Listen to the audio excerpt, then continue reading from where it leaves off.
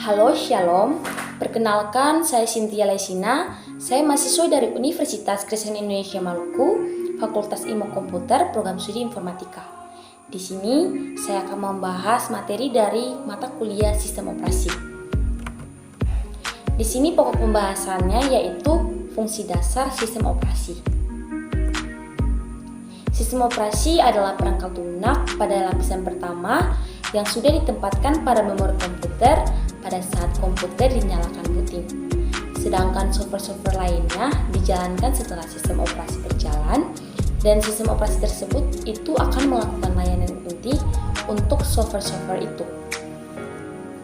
Fungsi dasar sistem operasi. Sistem operasi dapat dipandang sebagai sebuah antarmuka antara user atau pengguna dengan perangkat keras sistem. Sistem operasi itu akan menyediakan suatu lingkungan yang nyaman bagi user, sehingga user tersebut tidak perlu tahu apa sebenarnya yang terjadi pada operasi perangkat keras. Suatu operasi yang biasa digunakan pada komputer IBM PC adalah MS-DOS atau Microsoft Disk Operating System. Sistem operasi lain yang banyak digunakan adalah Windows, Unix, Linux, dan macOS. Selain itu, sistem operasi komputer juga berfungsi untuk mengolah data yang ada dalam komputer serta mengatur perangkat lunak dan perangkat keras agar bisa bekerja dengan stabil. Di sini ada 6 fungsi sistem operasi, yaitu yang pertama, fungsi sistem operasi sebagai koordinator, di mana fungsi ini akan memberikan fasilitas sehingga segala aktivitas yang kompleks dapat dikerjakan dalam urutan benar.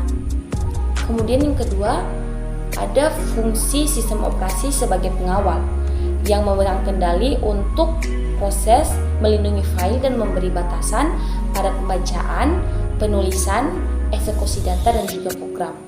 Yang ketiga, ada fungsi sistem operasi sebagai penjaga gerbang.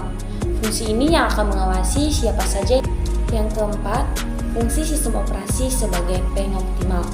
Artinya, fungsi ini yang akan membuat schedule atas beberapa masukan pengguna, akses basis data, komputasi, keluaran, dan lain sebagainya untuk meningkatkan sebuah kinerja sistem. Kemudian yang kelima, ada fungsi sistem operasi sebagai akuntan.